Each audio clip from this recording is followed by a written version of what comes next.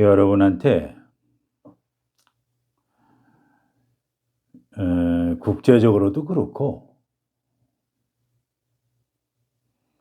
우리 국내의 다문화 가정도 그렇고 지금쯤에서는 이슬람에 대해서 제대로 알아야 되겠다 싶어 제가 그동안에 틈틈이 이슬람에 대해서 탐색해 본 것을 여러분들에게 소개를 해주고자 합니다.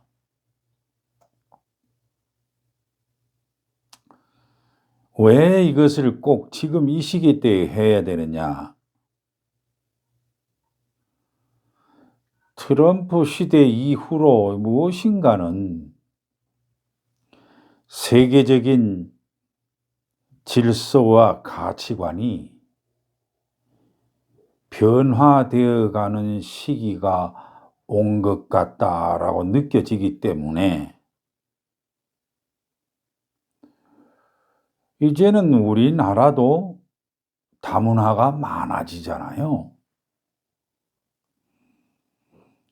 더군다나 종교는 우리나라에만 들어오면 완착이 되는 느낌이 있다고 지난번에도 제가 말씀을 드렸잖아요.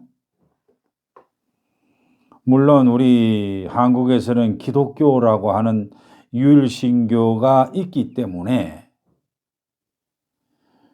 이슬람이 확장되는 것은 맞지만 극한다고 해서 완착이 된다? 이것은 제가 잘 모르겠어요. 그래서 오늘 이 시간에는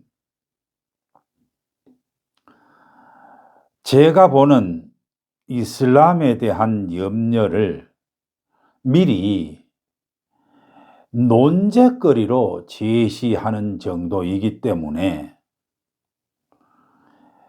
저의 이야기를 듣는 분들도 이슬람에 대해서 대충 하고 무슨 느낌 정도로 갖고 있고 무슨 얘기 같지도 않는 그런 얘기 하지 말고요.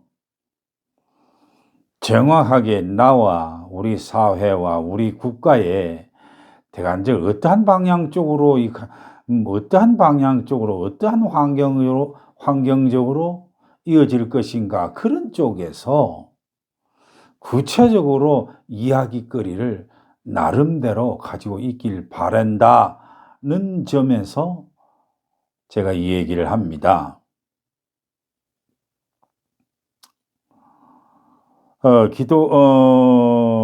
이슬람에서는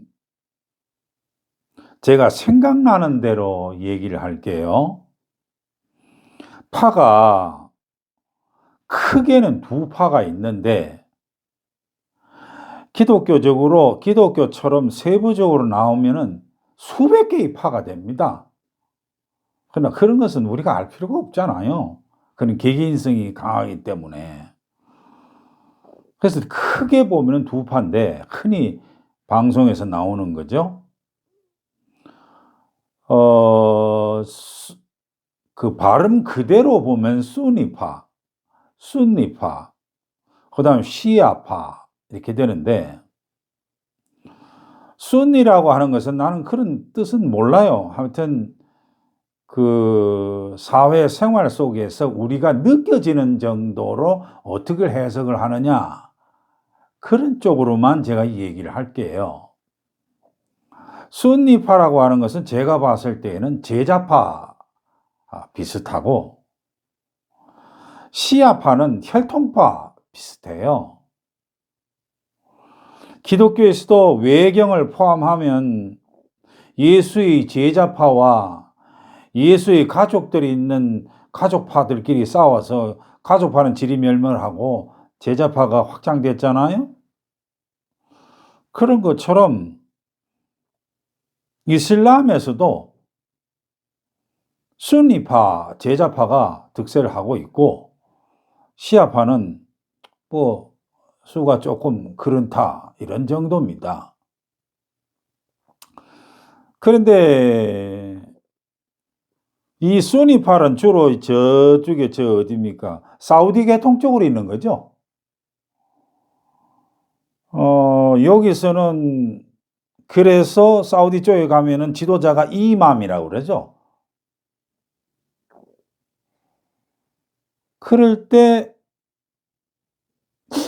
또 그 밑에 있는 무슨 종교가 그 밑에 있는 무슨 지도자가 있는데 그것은 내가 얼른들 기억하기로는 칼리프인가 뭔가 그래요. 근데 저는 제 머릿속에는 이맘밖에는 별로 기억이 없습니다. 그다음에 저쪽에 어딘가 시아파. 예, 시아파 정도는 저쪽에 어디입니까? 소위 이란이 전형적인 시아파죠.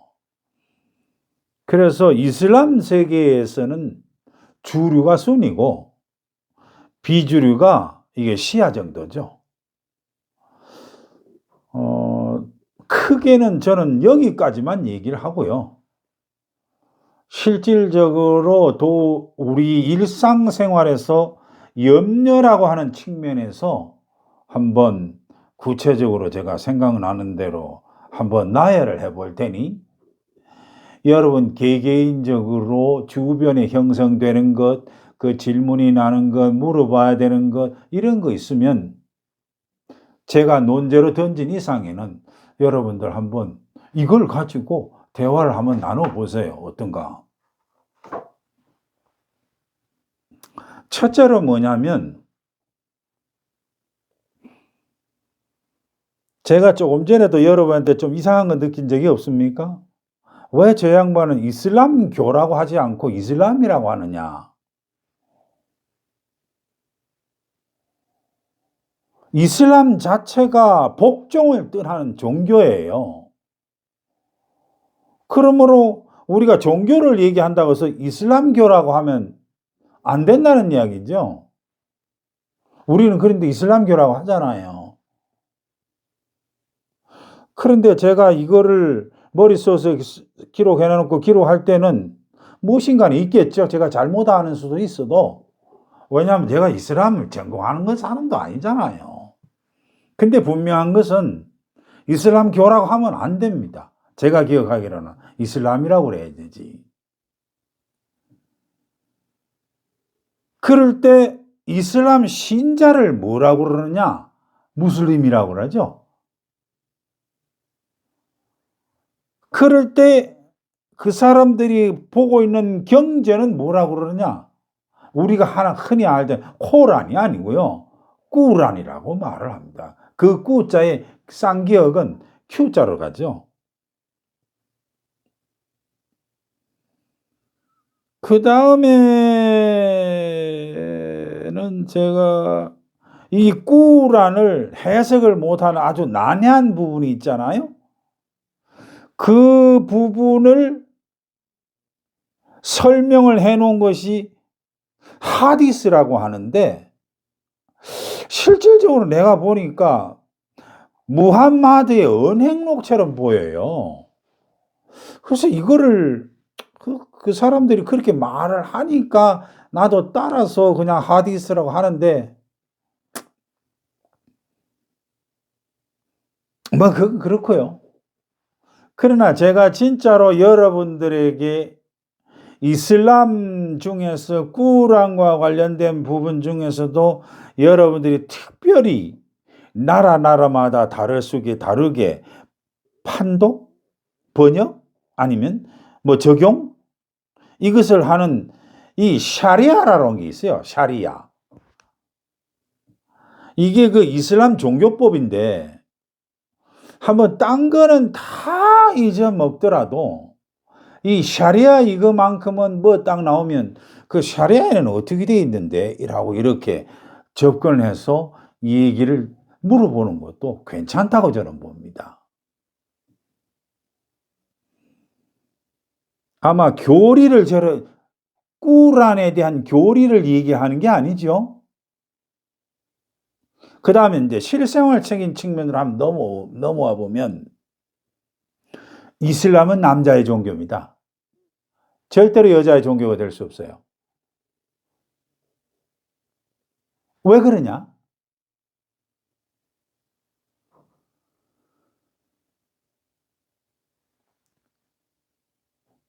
제가 알기로는 무슬림 남자들은 성서의 백성들과 결혼하라라고 하는 구절이 있어요.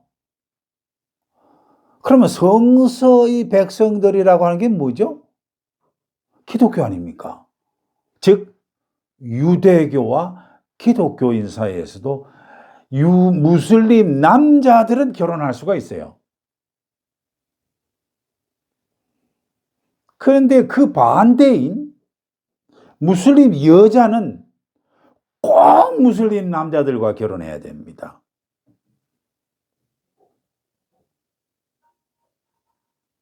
그러므로 무슬림은 다른 종교로 개종하는 것 자체가 없어요.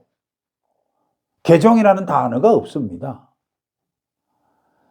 그런데 그 무슬림 사이에서 개종이라는 말이 왜 나오냐? 그거는 지극한 개인적인 이야기죠. 개인적인 이야기. 뭐 그런 얘기 있지 않습니까? 기독교 선교사가 가가지고 뭐 전도했더니 그 전도자가 그 전도자의 삶을 보니까 너무 특이하고 뭐 어쩌고저쩌고 이런 거 있잖아요. 그렇다면 개종을 하는 수가 있어요. 그런데 무슬림들은 개종하면 살기 힘듭니다. 그럼 기독교는 게임이 안 돼요. 내가 조금씩 생각나는데 그냥 말씀을 드릴게.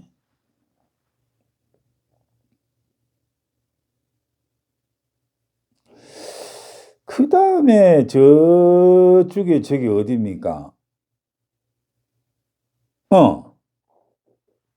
무슬림들은요, 구약 성경에 보면 창세기 나와 있죠? 번성하라. 그걸 그대로 하기 때문에 이슬람은 피임 제도가 없어요. 그냥 낳아야지. 얼마까지 놓느냐? 나는 4명 정도까지 놓는다는 소리를 제가 들은 것 같아요. 어디서 들었는지. 그래서 저는 여기에서 제가 머릿속에서 빡 간 게 뭐냐면, 무슬림의 그 생활 시스템이 만약에 이렇다면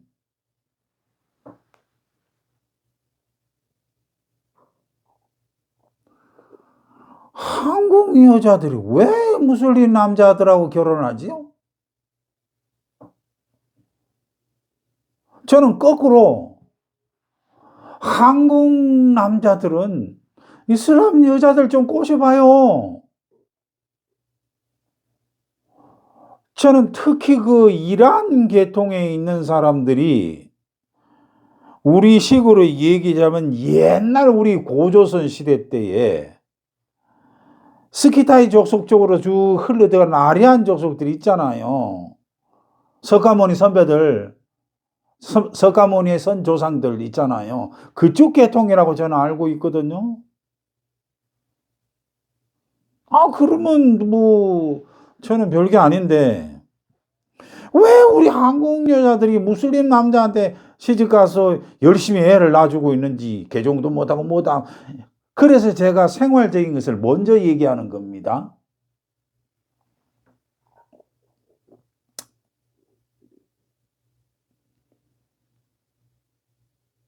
그런데 이 이슬람 국가에서 기독교인들이 살 수는 있어요. 제가 먼 사람들이 거기 가 있거든요. 근데 그 사람들 얘기를 들어보면요, 이슬람 세계에서 다른 종교들은요, 출세길이 없어요. 우리 한국식으로 얘기해서 출세하는 길이 있잖아요. 그거 없어요. 돈도 많이 내요. 그 다음에 제가 알고 찌찌야. 제가 그냥 비아냥거리는 식으로 지지야라고 하는 종교색이 있거든요. 그 다음에 종교세도 이 사람들은 아마 월급에 아마 3배 정도 낸다는 얘기 들었어요. 제가 아마. 확실한 걸 내가 이제 기억이 안 나는데. 아무튼 그래요. 그 다음에 저쪽입니다. 땅에서 나는 가라지. 그 가라지가 이게 토지세가 있는데 제가 알기로는 이게 인도세 같아요. 이런 것도 내기 때문에 별로 살기가.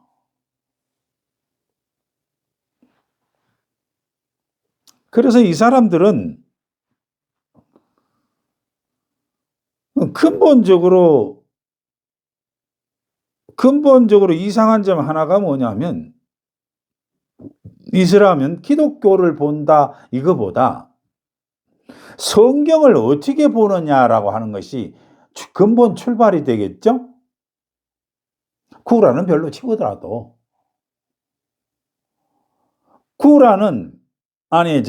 이슬람은 모세를 통해서 구약 성경, 즉 창세기를 충분해서 모세 오경을 주었는데 유대인들이 이 구약 성경을 변질시켰다? 이런 사고가 굉장히 뿌리박아 있어요. 그러니 자연스럽게 신약 성경을 이루고 있는 예수께서 신약을 주었는데 그 후대 기독교인들이 변질시켰다? 이것을 아주 기본적으로 깔고 있어요. 그런데도 희한한 게 뭐냐 하면, 꾸란에서 나오는 계시가 너희들이 만약에 의심이 난다면 기독교인에게 물어보라. 또 엉뚱하게 이런 얘기가 있어요. 또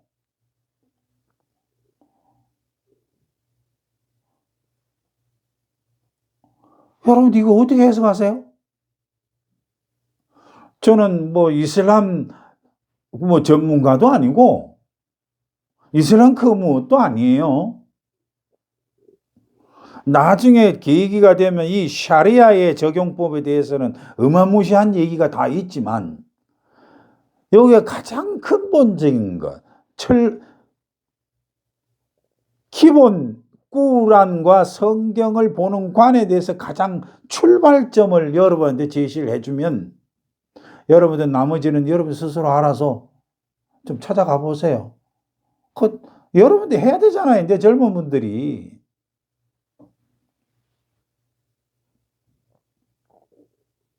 그 다음에 무하마드가 죽어가면서가 아니죠. 아무튼 마지막으로 계시를 한 것이 바로 뭐냐면, 온 세상이 이슬람의 통치를 받는 날까지 너희들은 알라를 위해서 싸우라. 이게 비슷한 맥락이 어디 나와 있죠? 마태복음 마지막에 온 세상 땅 끝까지 너희들이 전도하라는 그 얘기가 이슬람에서는, 꾸란에서는 이게 적혀져 있어요. 이거 여러분들 이게 무슨 말이에요, 여러분들? 이렇게 되면 뭐가 나오냐면, 여러분들 당연히 얘기 나오는 거 있죠?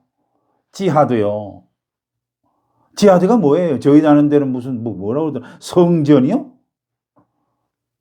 지하드라고 하는 것은 정확하게 번역을 하면 순교입니다. 순교. 왜? 우리 기독교에서도 최고의 그걸 덕목을 순교라고 그러잖아요. 근데 여러분들, 전 미리 얘기를 합니다. 예전에 동영상으로도 얘기를 했지만, 여러분들 순교할 생각을 죽어도 하지 마세요. 그럴 때가 있으면 여러분들이 진짜로 목을 내야 할 때가 있으면 여러분 스스로 판단을 하세요. 저는 왜 이것을 강조를 하느냐. 우리 동양의 수훈 최재우 선생은 끝까지 배교까지 하면서 살아남으라고 그랬어요. 이게 뭡니까? 사람이 살아있어야지 뭐도 하지요. 죽고 난 다음에 뭘 해요?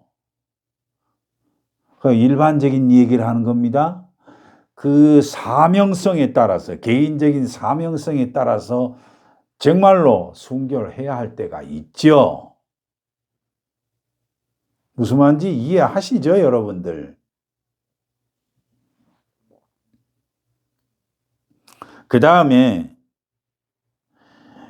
이슬람의 구원 방법 중에 하나가 여러 가지가 있는데 나머지는 다 비슷한 이야기고, 하나 있는 것이 바로 뭐냐면 성지순례를 해야 구원받는다. 즉 이슬람식 구원이 이루어진다 라는 게 나와요. 그게 뭐죠? 얼른 카바 신전입니까? 맞나 모르겠네. 아무튼 그래요. 성지순례. 저는 이 성지순례를 우상식으로 저는 생각을 하고 있습니다. 거기 왜 가느냐고. 아니, 왜 눈에 보이는 그런 데를 왜 가? 눈에 안 보이는 네 속도 안 볼라 하면서, 눈에 봐야 하는 네 속은 안 보면서 왜 눈에 보이는 그런 데를 가면 뭐가 됩니까? 잠깐 동안에 감정은 있겠죠. 와, 이런데요. 여기서 말씀하셨어. 그럴 수가 있죠. 아, 여기 보리수가 여기에 정주하셨구나. 그런데 그거하고 여러분하고 무슨 관계 있어요? 그런데 이슬람은 바로 이렇습니다. 구원의 이슬람식 구원 방법 중에서 메카를 중심으로 하는 성지순례를 해야 된다. 이런 게 있습니다. 제 머릿속에 생각나는 것은 이 정도입니다. 나머지 자세한 것은 다른 파일 속에 있는데, 그런 것까지는 그래도 여기까지 얘기를 하고 나면 여러분들은 이슬람에 대해서 한번 질문할 만하죠? 여기까지만 제공을 하겠습니다. 감사합니다.